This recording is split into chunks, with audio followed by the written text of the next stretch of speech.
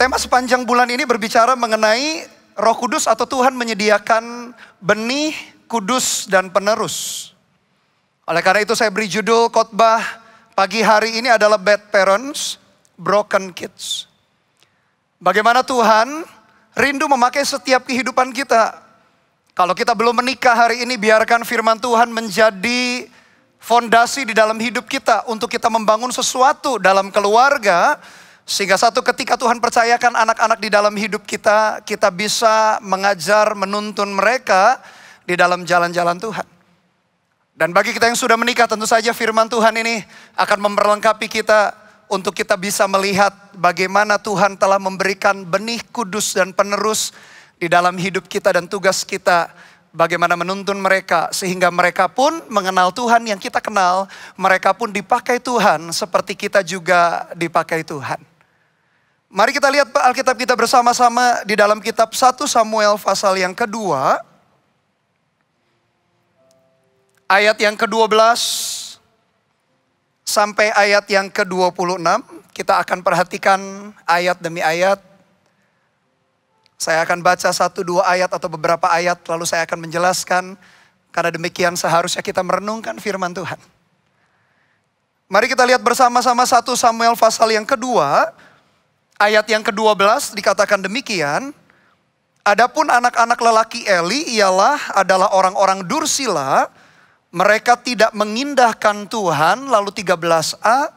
Ataupun batas hak para imam terhadap bangsa itu. Ada seorang ayah namanya Eli. Dan Eli adalah seorang imam. Atau pendeta di zaman itu. Memiliki 2 anak laki-laki, Hofni dan Pinehas. Dan dikatakan di dalam Alkitab kita, anak-anak lelaki ini Hofni dan Pinehas punya 3 karakter, punya 3 gaya hidup. Dan karakter ini justru yang menuntun mereka di dalam kematian. Yang pertama dikatakan mereka adalah orang dursila. Di dalam bahasa asli dipakai kata Elial, artinya worthless, good for nothing, unprofitable. Anak yang tidak berguna. Anak yang tidak membawa keuntungan. Anak yang menyusahkan. Bukan hanya itu Bapak Ibu Saudara, dikatakan yang kedua, tidak mengindahkan Tuhan. Mengindahkan itu dipakai kata mengenal. Anak-anak mereka meskipun anak imam, Hofni dan Finehas tidak mengenal Tuhan.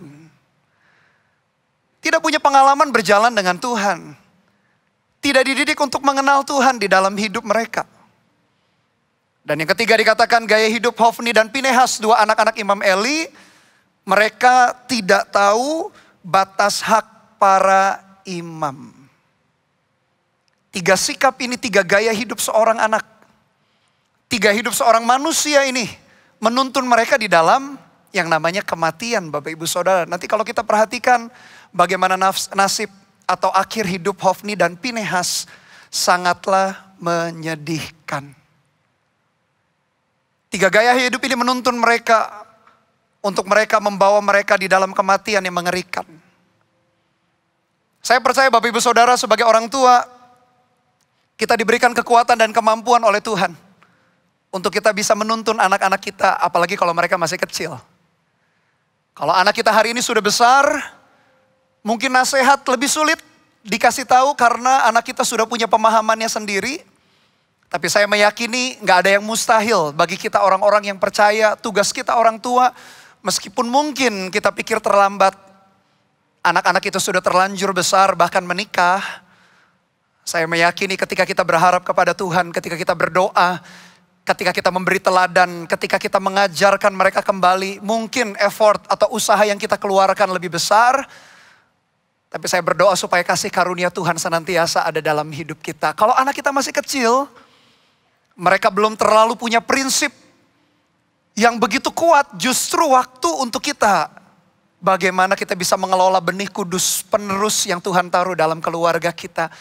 Supaya kita melihat mereka pun berjalan di dalam kehendak dan rencana Tuhan.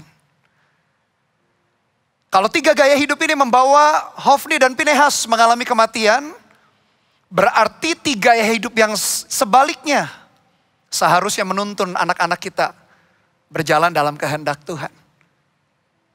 Berarti tugas kita, Bapak Ibu Saudara, untuk membawa anak-anak kita, jangan sampai mereka jadi orang dursila. Sebaliknya, pastikan anak-anak kita menjadi anak-anak yang baik dan berguna. Kalau anak kita masih kecil, kita mendidik mereka, melatih mereka, menemukan talenta, membantu mereka menemukan talenta.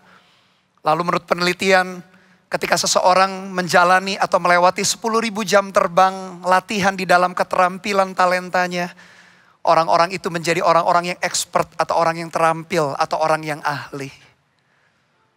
Tugas kita menuntun anak-anak kita, akhirnya mereka menemukan makna kehidupan di dalam perjalanan hidup. Karena orang-orang yang tidak menemukan makna kehidupannya, tidak merasa berguna, orang itu akan hidup dengan sembarangan. Orang itu akan hidup dengan rutinitas yang akhirnya membosankan, menjenuhkan. Mencoba segala sesuatu yang di luar Tuhan dan berakhir justru kepada kehancuran. Tapi orang-orang yang menemukan makna hidupnya, orang-orang yang tahu hidupnya berguna dan berarti, dia gak akan sembarangan. Meskipun rutinitas yang kita lewati setiap hari, tetapi kita jalani hari demi hari dengan tahu bahwa kita sedang berjalan di dalam kehendak dan rencana Tuhan. Kalau anak-anak kita menemukan bahwa mereka berguna, bukan menjadi orang dursila, orang yang tak tahu apa tujuan hidup mereka. Tetapi anak-anak kita sebaliknya mereka paham dan mengerti tujuan hidup yang Tuhan taruh di dalam hidup mereka. Saya yakin meskipun tantangan masalah dihadapi, meskipun kondisi sukar harus dilewati, anak-anak atau orang-orang yang demikian tidak akan pernah menyerah di dalam kehidupannya. Karena mereka paham bahwa mereka adalah orang yang Tuhan taruh rencana dan kehendaknya dalam hidupnya. Dan saya yakin orang tua juga tentu saja gereja kita, Gereja Mawar Sharon, akan selalu dengan senang hati mendampingi, membantu, menolong, memuridkan Anda. Supaya kita pun menjadi orang tua yang terus bisa mendampingi anak-anak kita. Mereka menemukan panggilan Tuhan di dalam hidup mereka masing-masing. Kalau kita melihat sebagai anak rohani pun, saya pun mengalami ketika Pastor Philip Mantova, Ko Philip, mendampingi dan menuntun, akhirnya menemukan kebergunaan hidup, menemukan panggilan hidup. Sehingga saya paham di gereja ini pun dibantu, kita ditolong, dituntun. Sehingga akhirnya kita pun, saya pun menemukan panggilan hidup. Sehingga gereja dan keluarga berkolaborasi, bersinergi. Kita gak ditinggalkan sendirian, apalagi Roh Kudus senantiasa menuntun kita. Langkah demi langkah, hari demi hari. Benih kudus penerus di tangan kita, tidak kita sia-siakan. Dan gereja ini akan dengan senang hati mendampingi, memuridkan, menolong. Saya pun adalah hasil daripada apa yang dikerjakan oleh Gereja Mawar Sharon. Saya pun adalah hasil daripada doa, tuntunan dan bimbingan Bapak rohani saya, pemimpin rohani saya, gembala kita yang kita cintai, Ko Philip dan Ci Airin.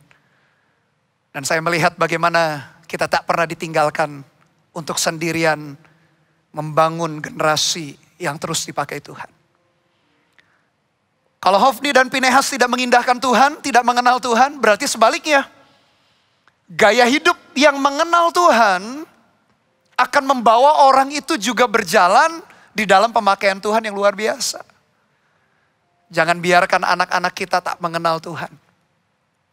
Ajari bahwa mereka perlu mengenal Tuhan dan bukan hanya diajari, berikan teladan. Lakukan apa yang kita ajarkan dan ajarkan apa yang kita lakukan. Ajak mereka berdoa saat teduh, merenungkan firman, berikan teladan dulu. Setelah diberikan teladan, kita pun mengajari mereka. Kenapa kita saat teduh? Kenapa kita ke Connect Group? Kenapa kita beribadah minggu? Ajari mereka, kalau anak-anak kita masih kecil, ajari mereka sejak kecil hadirat Tuhan yang kita cintai. Ajari mereka Alkitab yang kita cintai, yang kita renungkan. Supaya mereka jangan menjadi orang yang tidak mengindahkan Tuhan. Sebaliknya menjadi orang yang mengenal Tuhan di dalam perjalanan hidupnya. Sambil kita pun menjadi contoh, menjadi teladan. Kalau anak kita sudah besar, mungkin karakter mereka keras, doakan.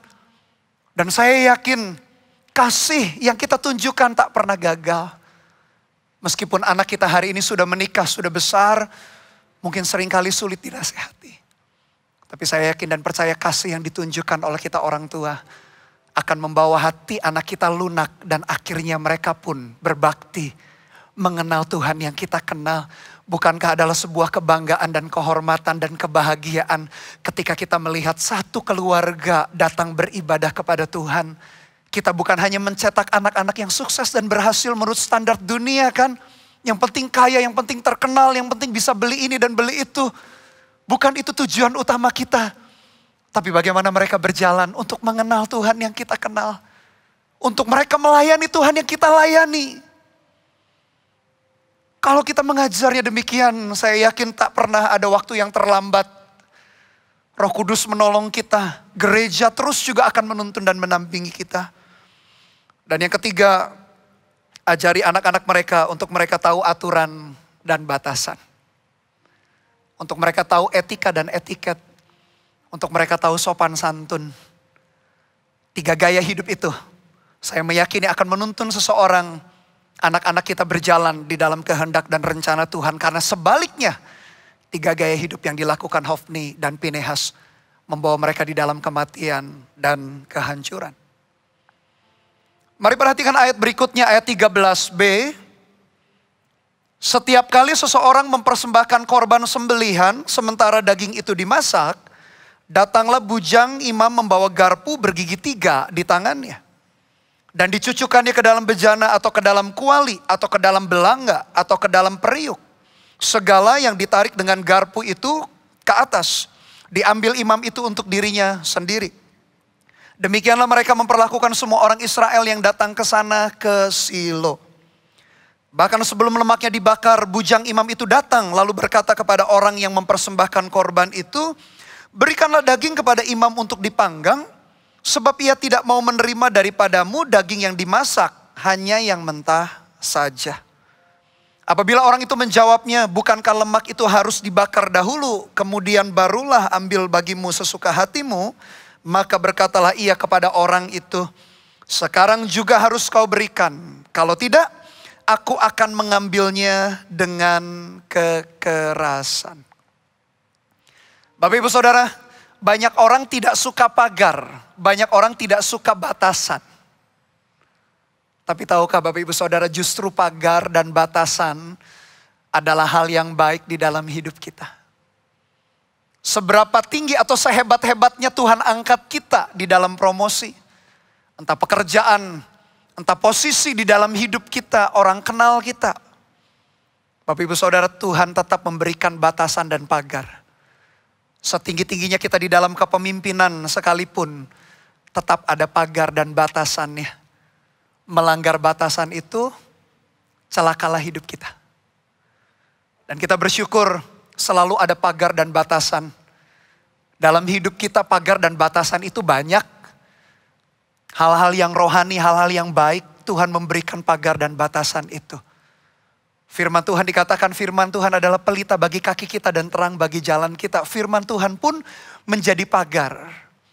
Ada hal-hal yang ketika kita melewati pagar itu, kita berada di dalam sebuah lantai yang licin, pijakan yang licin, yang kita akan mudah tergelincir dan jatuh. Roh Kudus juga akan menuntun mengingatkan kita. Ketika kita punya hati yang dengar-dengaran akan Dia, Dia selalu mengingatkan kita Bapak Ibu Saudara untuk kita berjalan di dalam kehendak-Nya. Roh Kudus pun juga menjadi pagar yang membuat kita aman. Belum lagi ada keluarga rohani, komunitas, ada pemimpin-pemimpin rohani yang menjadi pagar di dalam hidup kita. Jadi kalau saya renungkan, untuk kita jatuh sebetulnya, untuk kita menjauh daripada rencana dan kehendak Tuhan, sebetulnya sangat sulit. Karena terlalu banyak pagar.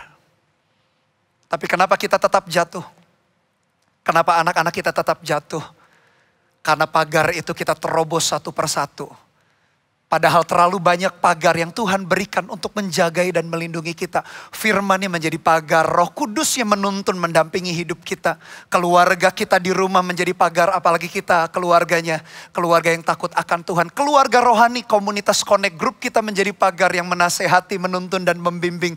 Pemimpin rohani kita pun menjadi pagar. Bayangkan Bapak Ibu Saudara, pagar yang kita miliki berlapis-lapis. sangat sulit sebetulnya untuk kita bisa jatuh.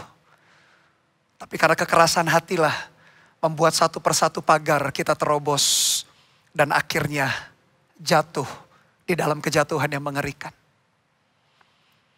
Ada sebuah kondisi fisik manusia yang disebut sebagai CIPA, C-I-P-A,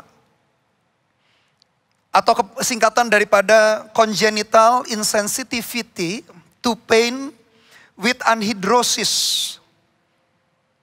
atau sering disebut sebagai HSN, hereditary sensory neuropathies. Apa itu kondisi fisik seseorang di mana dikatakan bahwa ini adalah penyakit gangguan atau kemunduran sistem saraf yang membuat penderitanya kehilangan rasa atau sensasi dari luar. Penyakit ini menyebabkan kehilangan fungsi saraf sensori dan respon kontrol terhadap suhu dan rasa sakit. Jadi orang-orang gini kalau kena jarum suntik, apalagi pandemi, kita minta divaksin. Ada orang-orang yang begitu ketakutan dengan jarum suntik. Ya hampir sebagian orang juga, sebagian besar orang pasti ketakutan dengan jarum suntik. Tapi orang-orang yang menderita penyakit ini, dia terhadap suhu dan rasa sakit, dia seolah-olah kebal. Kalau kita sebagai orang normal melihat dia kayaknya ini superhero atau superman begitu, dia tidak merasakan sakit. Sebagian orang berpikir ini hebat, tapi justru ini kondisi sakit. Dari penelitian yang saya baca dikatakan demikian, akibatnya orang ini tidak bisa merespon dengan cepat ketika tubuhnya terkena rangsangan dari luar. Penyakit ini justru sangat berbahaya dikatakan. Karena tak bisa merasakan sakit, virus atau bakteri yang masuk ke dalam tubuh tidak akan terdeteksi dan bisa menyebabkan penyakit yang lain. Dikatakan apabila tidak ada sinyal dari tubuh, bukan tidak mungkin virus atau bakteri tersebut berkembang menjadi penyakit berbahaya. Selain itu, orang dengan penyakit ini bisa memutilasi tubuhnya sendiri. Jika memiliki kebiasaan menggigit kuku atau menggucek mata, dia nggak sadar gigitan kukunya menggigit daging daripada jarinya. Atau dia ketika menggucek mata, membuat matanya berdarah dan bisa mengakibatkan buta dan lain sebagainya. Ketika tubuh kita tidak bisa meresponi suhu atau rasa sakit, justru itu berbahaya. Orang berpikir itu superhero, bukan. Superhero di televisi, di film-film. Tapi bahkan di dalam tubuh kita pun Bapak Ibu Saudara, ada batasan, ada pagar. Ketika kita sentuh sesuatu yang panas, dengan refleks kita langsung segera menjauh daripada panas itu. Ketika ada rasa sakit, tubuh kita meresponi. Tubuh fisik kita Tuhan desain demikian untuk menjaga kita. Supaya tidak terjadi hal-hal yang berbahaya. Ternyata pagar atau batasan adalah sesuatu yang begitu baik. Kalau kita diajari di gereja ini mengenai Alkitab, mengenai firman Tuhan, bersyukurlah buat pagar itu. Karena kalau kita terjang terus, pernikahan kita akan hancur. Kalau kita terjang terus, bisnis kita akan rusak. Kalau kita terjang terus, tubuh kita tak mampu menghandle. Dan akhirnya tubuh kita drop dengan sakit penyakit ini dan itu. Yang menurut penelitian pun banyak sakit penyakit. Bukan karena virus dan bakteri dulu, tapi karena gaya hidup seseorang. Karena banyak hal pagar yang kita terobos, kita langgar. Jadi kita perlu bersyukur kalau Tuhan memberikan pagar demi pagar, batasan demi batasan dalam hidup kita sebagai anak-anak Tuhan. Hargai batasan itu. Dengarkan apa yang diucapkan atau yang dinasihatkan oleh orang tua kita, oleh pemimpin rohani kita. Saya senang sekali berulang kali Pastor Philip. Kau Philip berbicara untuk kehidupan saya dengan istri, baik secara personal, family kami, maupun secara ministry. Berulang kali, secara periodik, beliau selalu mendampingi, menasihati, menegur bahkan. Sehingga saya merasa aman, saya merasa senang. Di rumah ini kita gak merasa sendirian. Bahkan bukan hanya merasa, kita tidak diperlakukan sendirian lebih tepatnya. Kalau merasakan bisa hanya perasaan kita saja. Kita tidak ditinggalkan sendirian. Begitu banyak pagar yang Tuhan berikan, begitu banyak pagar, batasan yang Tuhan taruh. Dan membuat kita itu menjadi aman. Kalau kita tahu batasan dan pagar itu penting, demikian pagar dan batasan itu, generasi di bawah kita pun juga harus diajari. Harus diberitahu. Alkitab mengajar kita lebih baik anak kita dipukul dengan rotan, didisiplin. Dibanding akhirnya dunia yang menghakimi dia. Mendisiplin dengan rotan bukan berarti kita melampiaskan emosi kita, marah kita sebagai orang tua. Tapi bukti sayang kita kepada dia. Sehingga anak-anak kita mengerti batasan-batasan di dalam hidupnya. Kalau kita pikir kebebasan yang bebas mutlak itu menyenangkan, kita perlu berpikir ulang. Ternyata di dalam setiap kebebasan tetap ada pagar yang Tuhan taruh. Tujuannya satu, supaya kita dilindunginya, supaya kita dijagainya di dalam semua aspek kehidupan. Kalau kita memahami, mengerti hal itu, kita akan merasa tenang di dalam hidup. Kita gak takut, gak curiga dengan Tuhan.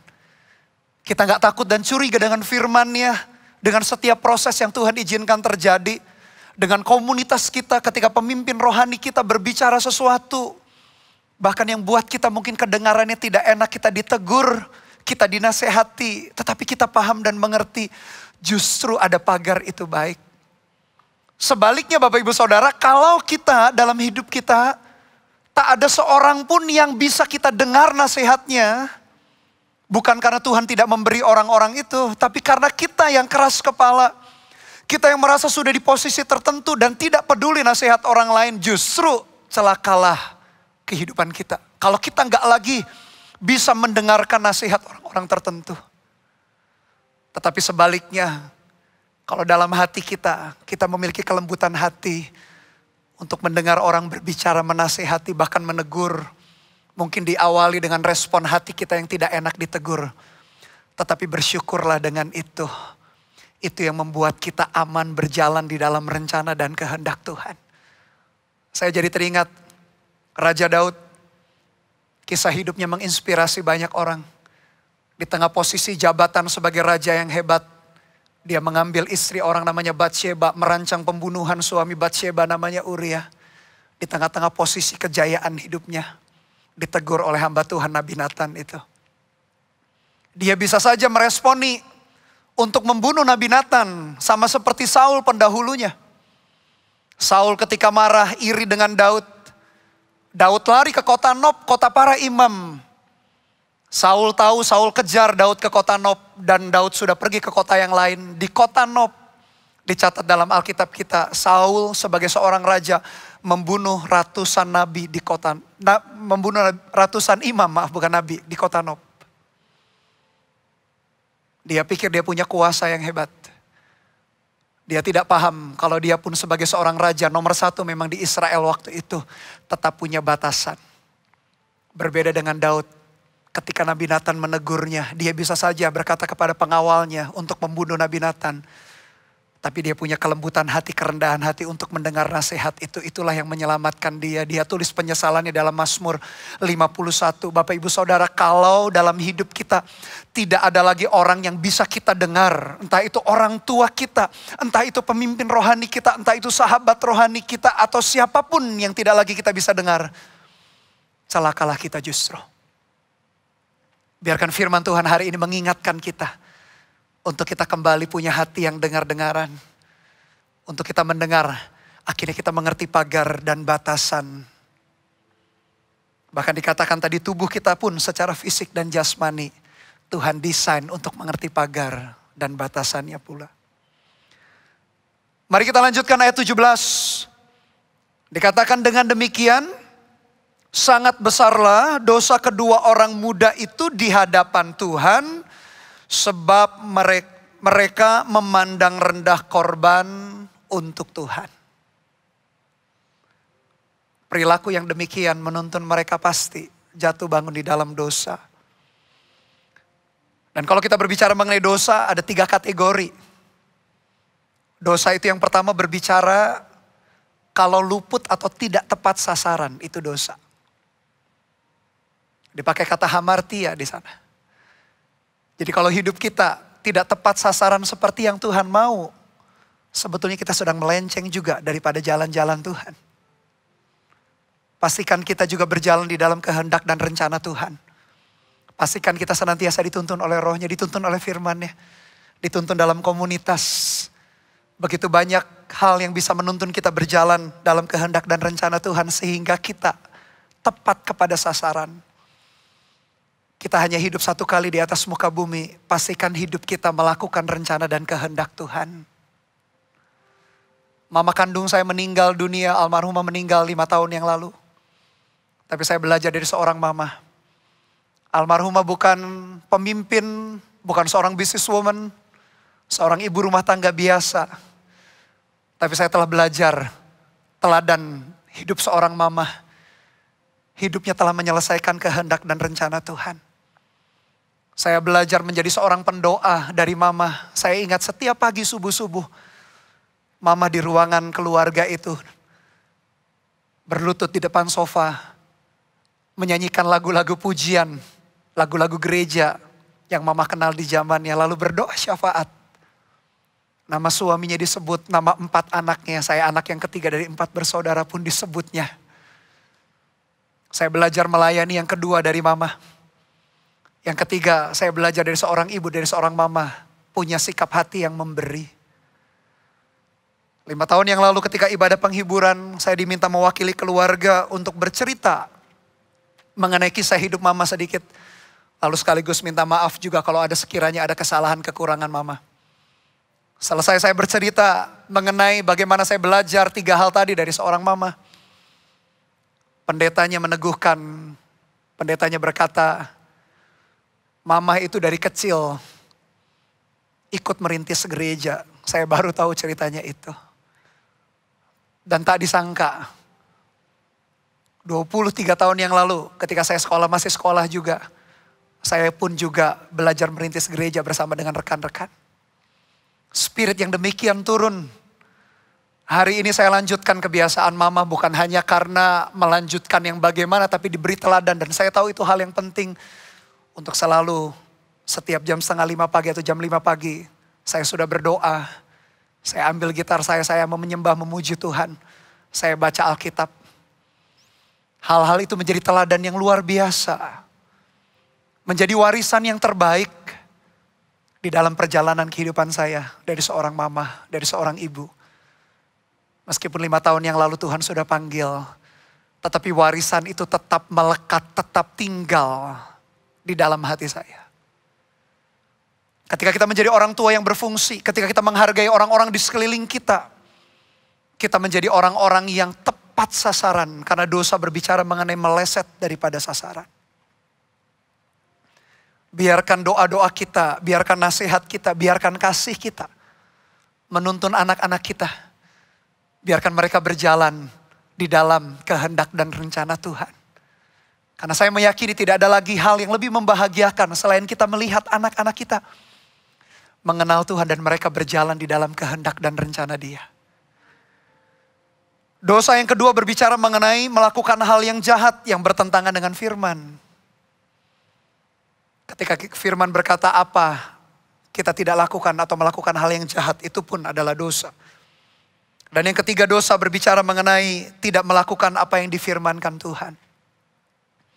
Tuhan menghendaki kita supaya bukan hanya menjadi pendengar saja, tetapi kita melakukan apa yang kita dengar. Karena kalau kita cuma mendengar dan tidak melakukan, Alkitab kita berkata, Yesus berkata, kita seperti orang yang bodoh yang mendirikan rumah di atas dasar pasir, fondasi yang tidak kuat. Sehingga tak heran ketika badai datang, rumah yang kita dirikan akan hancur dan roboh. Tuhan mau kita melakukan firman-Nya. Mari kita lihat ayat yang ke-18. Adapun Samuel menjadi pelayan di hadapan Tuhan. Ia masih anak-anak yang tubuhnya berlilitkan baju efod dari kain lenan. Dalam ayat yang ke-12 dikatakan, adapun anak-anak Imam Eli. Ayat 18, adapun Samuel. Dikontraskan 2 kondisi anak ini. Adapun Samuel dipakai kata dia masih kecil waktu itu, dipakai kata Naar. Tetapi Hofni dan Pinehas dipakai kata Ben, anak yang dewasa. Ternyata Bapak Ibu Saudara, kedewasaan itu tidak tergantung usia fisik. Kedewasaan tergantung bagaimana komitmen seseorang, tanggung jawab seseorang terhadap Tuhan dan sesamanya. Dan kembali tugas dan tanggung jawab kita lah untuk menuntun mereka. Akhirnya mereka berkomitmen dan bertanggung jawab di dalam kehidupannya baik kepada Tuhan maupun kepada orang-orang lain. Dikontraskan antara Hofni dan Pinehas, anak-anak Imam Eli, dengan Samuel. Untuk mengingatkan kita, kedewasaan bukan tergantung dari usia fisik. Tapi bagaimana kita berjalan di dalam tanggung jawab komitmen kita baik kepada Tuhan maupun kepada sesama kita. Itulah yang membuat kita dewasa. Itulah yang membuat kita dilihat orang lain bahwa kita adalah seorang pribadi yang dewasa. Ayat 19 dikatakan, mari kita lihat bersama-sama. Setiap tahun ibunya membuatkan dia jubah kecil dan membawa jubah itu kepadanya apabila ia bersama-sama suaminya pergi mempersembahkan korban sembelihan tahunan. Lalu Eli memberkati Elkana dan istrinya, katanya, Tuhan kiranya memberikan keturunan kepadamu dari perempuan ini, pengganti yang telah diserahkannya kepada Tuhan. Sesudah itu pulanglah mereka ke tempat kediamannya, ayat 21. Dan Tuhan mengindahkan Hana, sehingga ia mengandung dan melahirkan 3 anak laki-laki dan 2 anak perempuan lagi. Sementara itu makin besarlah Samuel yang muda itu di hadapan Tuhan. Bapak Ibu Saudara, ayat ini disisipkan di tengah-tengah cerita mengenai bagaimana anak-anak Imam Eli, Hofni dan Pinehas dan Samuel dikontraskan. Cerita ini disisipkan cerita bagaimana Tuhan tidak pernah melupakan Elkana dan istrinya. Bahkan dulu mereka gak bisa punya anak. Ketika mereka berdoa, Tuhan kasih anak. Satu-satunya anak sulung itu diserahkan kepada Tuhan. Dan Tuhan gak pernah lupa. Di usia tua mereka bukan hanya dapat 1 anak, bukan hanya Samuel. Tapi Tuhan kasih 3 orang anak laki-laki plus 2 anak perempuan. Jadi total 6 dengan Samuel.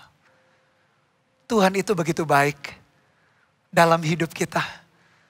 Kalau kita memberikan yang terbaik pula kepada Tuhan. Tuhan itu gak pernah lupa. Meskipun ya kita tidak perlu kurang ajar nodong Tuhan. Kita berkata, Tuhan aku sudah lakukan ini, aku sudah melayani, aku sudah memberi. Tuhan juga dong harusnya memberi kepada kita. Bahkan tak perlu mengingatkan itu. Tuhan tahu cara yang terbaik untuk memberi upah kepada kita. Elkana dan istrinya menyerahkan anaknya semata wayang satu-satunya bergumul puluhan tahun.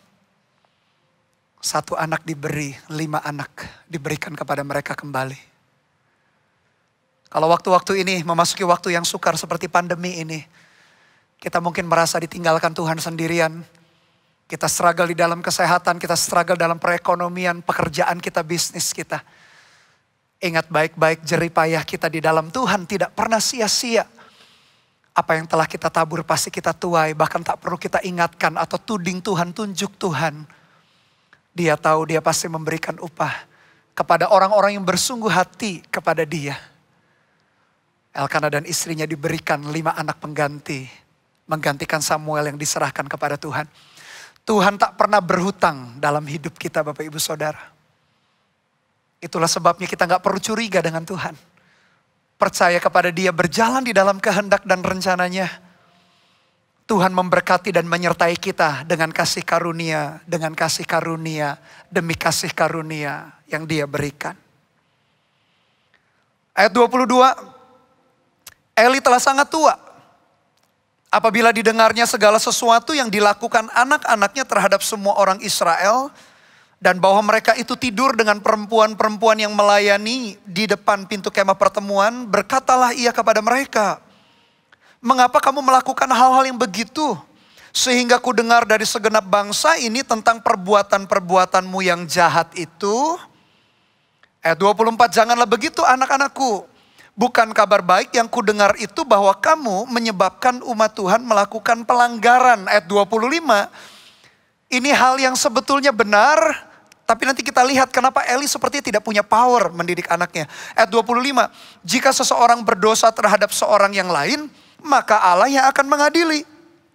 Tetapi jika seseorang berdosa terhadap Tuhan, siapakah yang akan menjadi perantara baginya? Tetapi tidaklah didengarkan mereka perkataan ayahnya itu, sebab Tuhan hendak mematikan mereka. Ayat 25, nasihat Imam Eli sudah benar. Bahkan hal ini juga menjadi pengingat bagi kita. Kalau kita konflik dengan orang lain, masih ada orang yang bisa bela kita atau masih ada orang yang bisa membantu meluruskan. Ya kalau kita salah ya kita harus minta maaf. Tapi kalau kita konfliknya dengan Tuhan, siapa yang bisa memperdamaikan?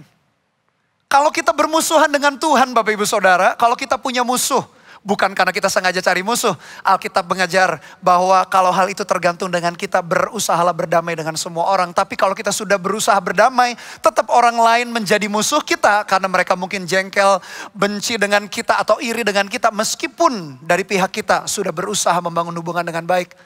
Toh ada aja orang yang bermusuhan dengan kita. Asal kita hidup benar dan lain sebagainya, Tuhan menolong kita. Tapi kalau kita bermusuhan dengan Tuhan, kalau versinya Paulus saya berkata, ngeri benar kalau jatuh ke tangan Tuhan yang hidup. Kalau kita berseberangan, berlawanan, berselisih, bermusuhan dengan Tuhan, tak ada lagi pribadi yang bisa tolong kita. Kalau dengan sesama manusia, masih banyak hal, masih banyak orang yang bisa bantu kita, tolong kita. Nasihat Imam Eli sudah tepat. Tapi kenapa sepertinya tidak ada kuasa, tidak ada power?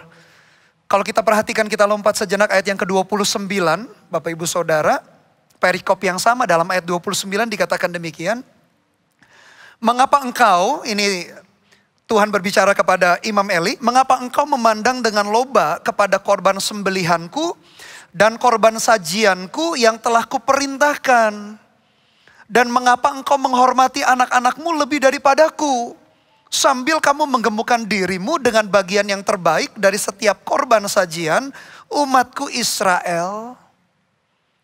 Kenapa Imam Eli tak punya power untuk menasihati anaknya meskipun nasihatnya benar? Tadi saya berkata ayat 25 itu kebenaran. Kalau kamu berselisih dengan manusia masih ada orang yang bantu. Tapi kalau kamu tidak mengindahkan Tuhan, siapa yang bisa tolong? Nasihatnya tepat tapi kenapa tidak punya kuasa? Karena ternyata yang pertama Imam Eli tidak bisa jadi teladan. Dia pun melanggar melakukan hal yang sama. Oleh karena itu Bapak Ibu Saudara, lakukan apa yang kita ajarkan dan ajarkan apa yang kita lakukan. Tidak kurang tidak lebih daripada itu. Kalau kita mengajar apa yang kita tidak lakukan berarti kita hanya teori. Kalau kita hanya melakukan dan tidak mengajarkan, orang lain belum tentu paham kenapa kita lakukan A, B, C, dan D. Lakukan apa yang kita ajarkan dan ajarkan apa yang kita lakukan. Ternyata kenapa Imam Eli tidak punya power untuk mengajar anak-anaknya. Karena dia sendiri pun tidak menghidupinya. Dan yang kedua dikatakan, mengapa engkau menghormati anak-anakmu lebih daripadaku? Ternyata Eli sebagai seorang ayah, sebagai orang tua, lebih menghormati anak-anaknya, terlalu segan, terlalu sungkan untuk mendidik anak-anaknya. Kalau itu yang kita lakukan dalam Amsal 23 ayat 13 sampai 14 dikatakan demikian. Jangan menolak didikan dari anakmu, ia tidak akan mati kalau engkau memukulnya dengan rotan. Engkau memukulnya dengan rotan tetapi engkau menyelamatkan nyawanya dari dunia orang mati. Kalau anak kita masih kecil, jauh lebih mudah. Kalau anak kita sudah besar, memang perlu effort, usaha yang lebih. Tapi saya yakin tak ada waktu terlambat. Kenapa Imam Eli tak punya power? Karena dia sendiri tak menjadi teladan. Yang kedua, dia lebih menghormati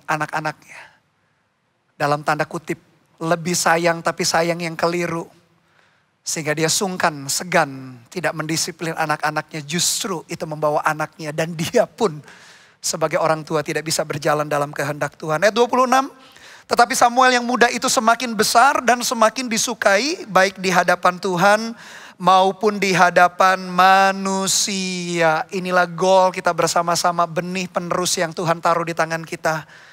Tuntun mereka, termasuk kita pun juga bertumbuh terus. Semakin disukai Tuhan, maksudnya berkenan kepada Tuhan. Dan makin disukai sesama manusia.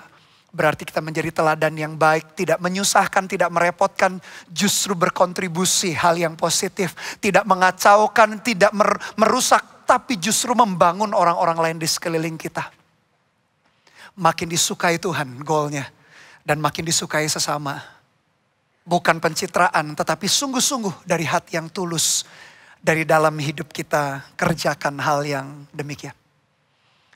Dari sepanjang kisah Hofni, Pinehas, Imam Eli dan Samuel. Ada 3 aplikasi penerapan yang kita bisa lakukan. Yang pertama, jadilah dan didiklah generasi menjadi baik dan berguna. Menjadi generasi yang mengindahkan atau mengenal Tuhan. Dan tahu batasan. Dan saya yakin dengan pertolongan Tuhan kita mampu. Yang kedua, jadilah teladan bagi anak-anak kita dan bagi orang lain. Termasuk yang belum menikah sekalipun, firman Tuhan ini menjadi modal untuk kita bisa mengerti dan paham. Kita akan berfungsi demikian. Kita yang sudah jadi orang tua, entah anak kita masih kecil atau sudah dewasa. Tetap jadilah teladan bagi anak-anak kita dan bagi orang lain. Dan yang ketiga, jadikan ini goal di dalam hidup kita. Semakin berkenan kepada Tuhan dan semakin disukai manusia. Bukankah satu ketika Yesus ditanya oleh ahli-ahli Taurat, apa sih kesimpulan atau rangkuman kitab para nabi dan hukum Taurat? Yesus berkata, kasihilah Tuhan Allahmu dengan segenap hatimu dan kasihilah sesamamu. Kita bersyukur Alkitab kita konsisten dan mengajar bagaimana dalam hidup kita goalnya adalah makin berkenan di hadapan Tuhan. Dan kita tidak menjadi syak batu sandungan bagi orang lain, tapi justru lewat hidup kita orang-orang diberkati, dikuatkan, orang-orang berjalan dalam kehendak Tuhan. Karena kita telah berfungsi yang demikian. Kalau kita lakukan itu Bapak Ibu Saudara, saya yakin kehidupan kita tidak akan pernah sia-sia. Haleluya, amin. Kasih tepuk tangan buat Tuhan kita.